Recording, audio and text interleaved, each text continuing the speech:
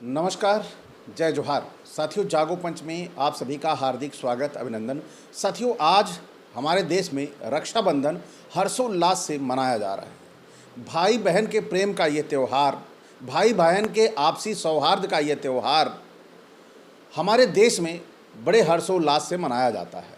साथियों, आप सभी को ये भी मालूम होगा कि रक्षाबंधन का त्यौहार जो एक रिश्ते के बीच में आपसी प्रेम संबंधों को मजबूत करता है, वहीं दूसरी तरफ इसमें पौराणिकता का तड़का कैसे लगाया गया है, यह आज मैं इस वीडियो में बताऊंगा कि कैसे रक्षाबंधन को दिखाया गया कि इसका पौराणिक महत्व है।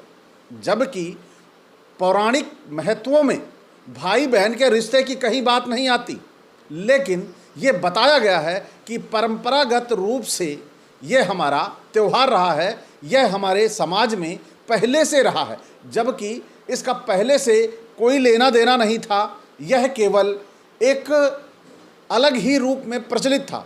मैं छोटा था, बचपन में हमारे यहाँ एक पंडिताइन थी, वो आती थी धागा लेकर, हल्दी से रंग कर धागा लेकर पूरे गांव में बांधा करती थी सभी लोगों को। और उसके बाद जब फसल तैयार होती थी तो बोरी लेके आती थी, हर घर से निश्चित अनाज लेके जाया करती थी। तो रक्षाबंधन का महत्व आप मेरी उम्र का आकलन लगा के इतने साल पहले देख सकते हैं कि रक्षाबंधन का क्या महत्व था।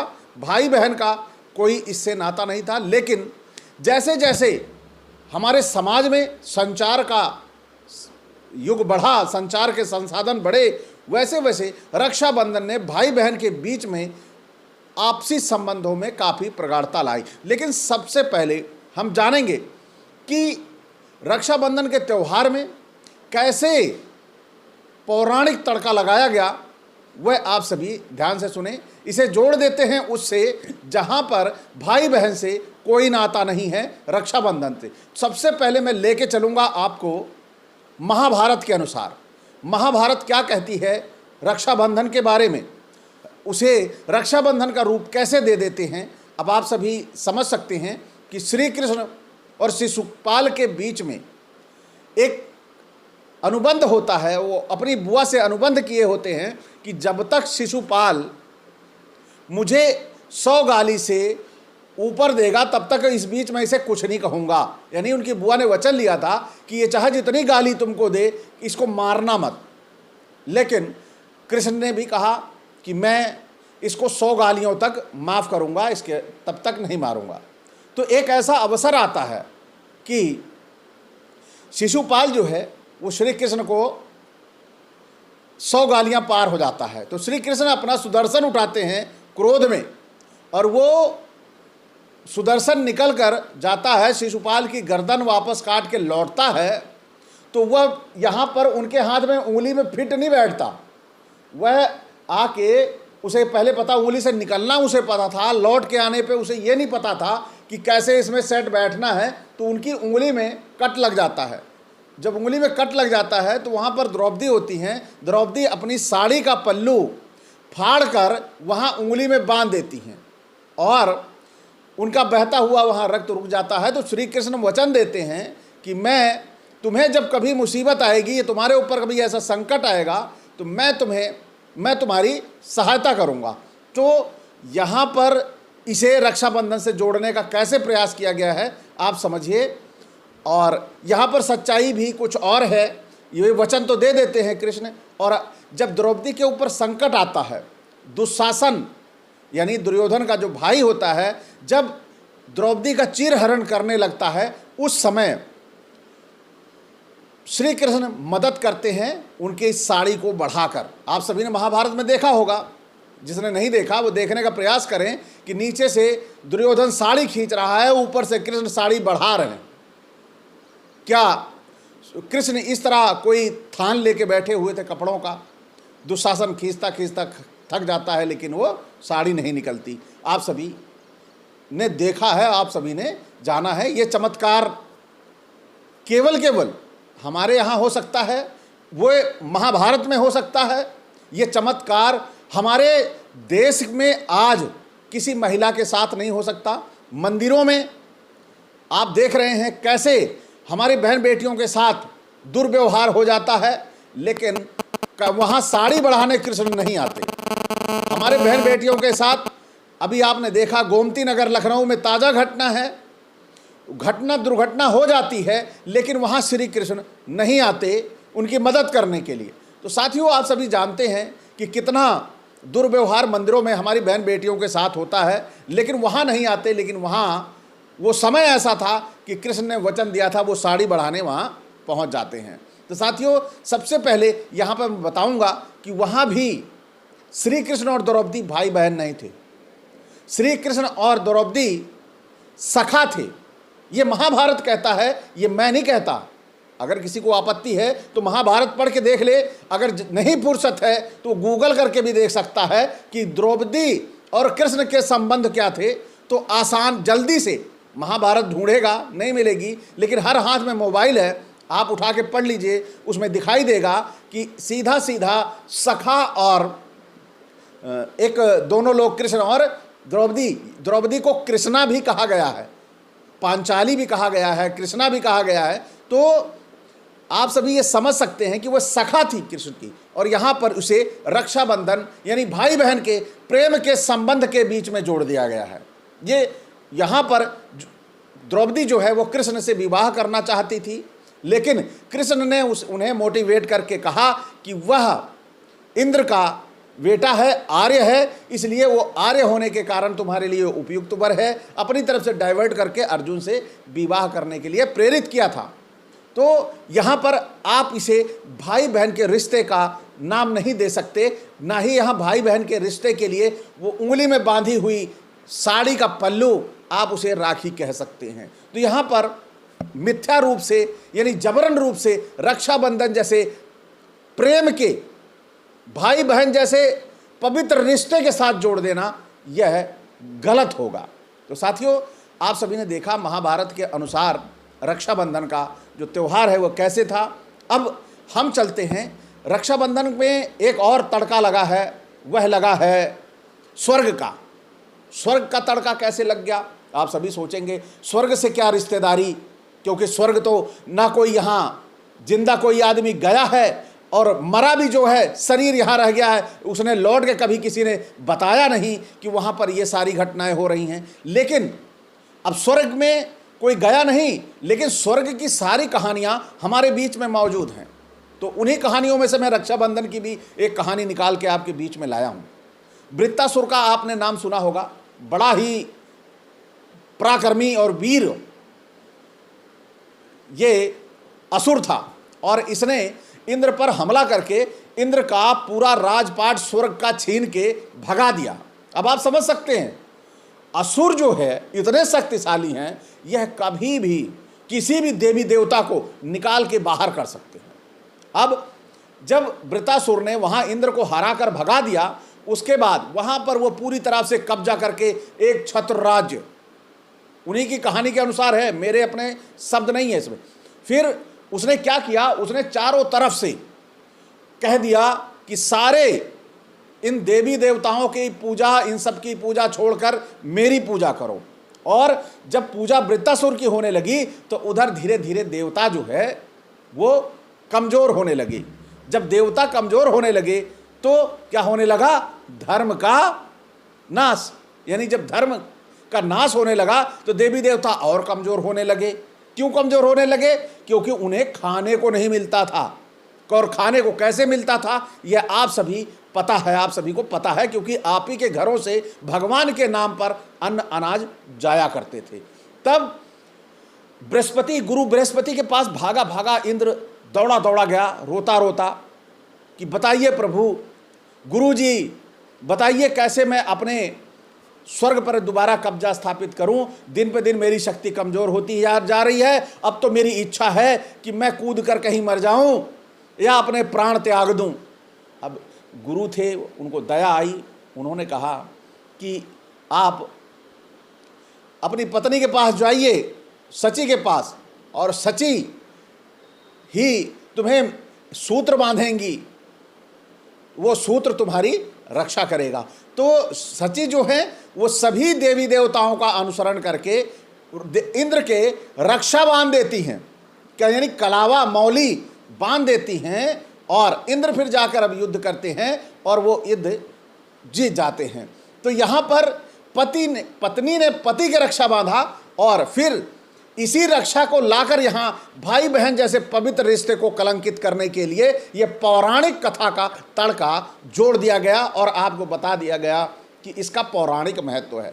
अरे भाई, भाई बहन जैसे पवित्र रिश्ते में इस पौराणिकता का क्या औचित्य? क्या पति पत्नी वाला धागे वाला रिश्ता यहाँ आप बहन से जोड़ रहे हो? क्या आपको थोड़ा सा भी सेंस नहीं है? लेकिन हम धार्मिक हैं तो हैं, हमें इससे मतलब नहीं कि पत्नी ने पति के बांधा था, यहाँ ला के जोड़ दिया भाई बहन जैसे पवित्र रिश्ते के साथ। साथियों, यही नहीं रुकी ये पौराणिक कथा, आगे फिर चलती है। अब इसको विष्णु जी से जोड़ दिया। विष्णु जी से कैसे जोड़ा वो भी कहानी आप सुन लीजिए। एक बार विष्णु जी के बड़े प्यारे भक्त थे बलि, राजा बलि। इनका नाम आप सभी ने बहुत सुना होगा। राजा बलि बड़े दानवीर थे और जब दानवीर कोई राजा ऐसा हो जाता है और तपस्वी भगवान का हो जाता है तो ये भगवान से भी देखा नहीं जाता, क्योंकि भगवान सोचते हैं कि यह मेरी तपस्या बहुत ज़्यादा कर रहा है, इसको पृथ्वी पर रहने का कोई अधिकार नहीं है। और यही हुआ बलि के साथ भी। क्या हुआ कि आप विष्णु जी आए वामन का अवतार लेकर बलि की तपस्या थी उसका परीक्षण करने के लिए, उसको देखने के लिए कि वास्तव में ये सच में मेरा है कि नहीं है, और जब मेरा है तो इसको मैं यहाँ से ले चलूँ। तो पृथ्वी पर आप सभी समझ सकते हैं जो भी ईश्वर का भक्त है, यानी इन त्रिदेवों का भक्त है, वो अपने भक्तों को पृथ्वी पर रहने नहीं देंगे।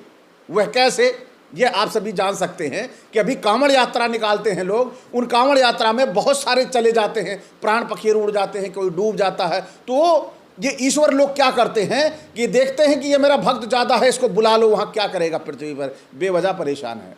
तो इसी तरह विष्णु जी आए और पहुँच जाते हैं बलि के पास और बोलते हैं कि मैं तुम्हारी तपस्या से प्रसन्न हूँ और मैं तुमसे कुछ मांगना चाहता हूँ।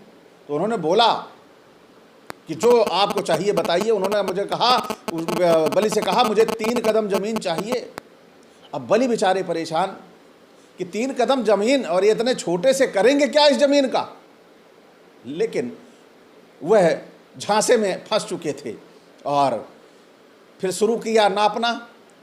1 कदम में पूरी धरती, पूरा सब कुछ नाप डाला, दूसरे में अपना पूरा स्वर्ग वर्ग सारा सब कुछ नाप डाला, और तीसरा जब रखने लगे तो उससे पहले ही बलि को पता चल गया कि भगवान आ गए हैं साक्षात। तो उन्होंने कहा, भगवान ये तीसरा कदम आप मेरे सिर पर रखिए, लेकिन मेरे को एक वरदान दीजिए कि आप मेरे साथ पाताल में रहेंगे।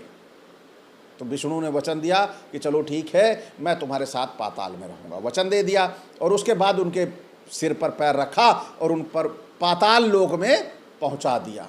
पाताल लोक का मतलब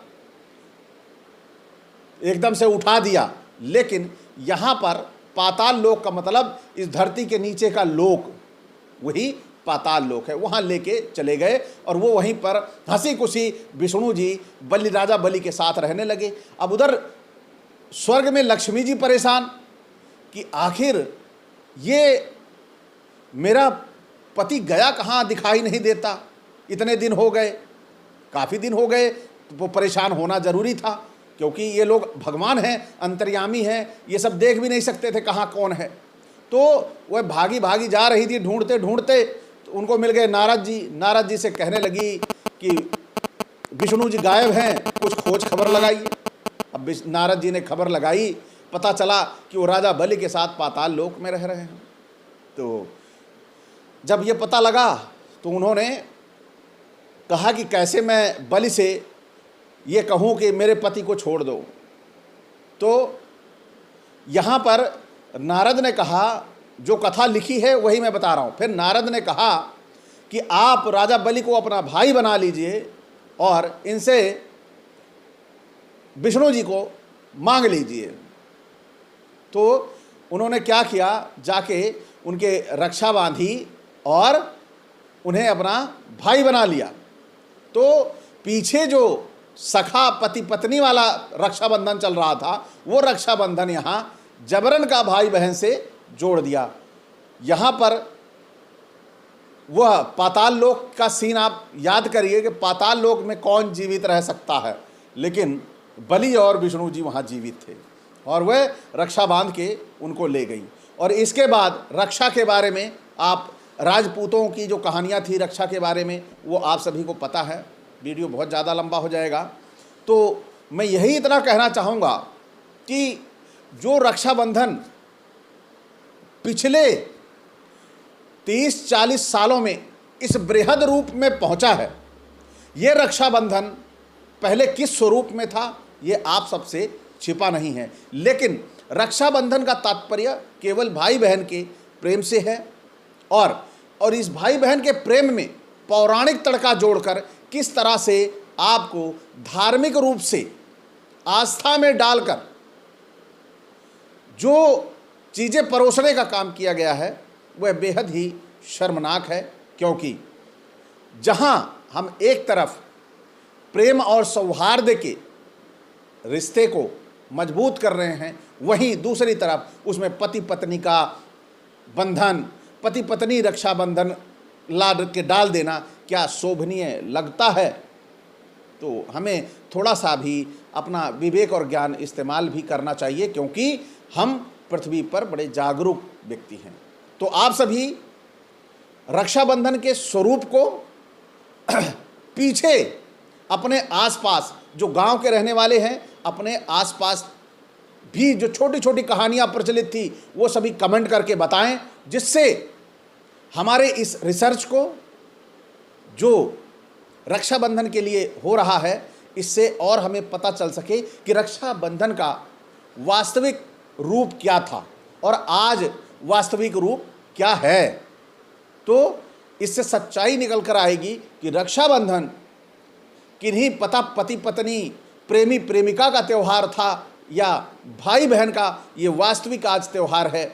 और इसको उससे रिलेट करना ये बहुत ही गलत है। वह उस समय की परिस्थितियों के अनुसार था और आज जो हो रहा है वो आज अपने प्रेम और सौहार्द के लिए हो रहा है। तो सभी भाई बहनों को जो इस त्यौहार को मना रहे हैं सभी को हार्दिक मंगल कामनाएं। आप सभी भाई बहन एक दूसरे की रक्षा के लिए तत्पर रहें और अपनी बहनों की रक्षा के लिए किसी रक्षा बांधने का इंतजार न करें। सदैव ये सभी भाइयों से अपील है, सदैव किसी बहन हमारे लिए रक्षा की मोहताज नहीं, बहन हमारी नैतिक जिम्मेदारी है। हम बहन हमारा कर्तव्य है कि हम अपने बहन की रक्षा करें। और यही नहीं कि हम अपनी ही बहन की रक्षा करें, जो भी बहनें हमारे समाज में हैं उन सभी की रक्षा का भी दायित्व हमारे ऊपर है कि उनके साथ कोई अनाचार, कोई दुराचार या कोई दुर्व्यवहार उनके साथ ना हो।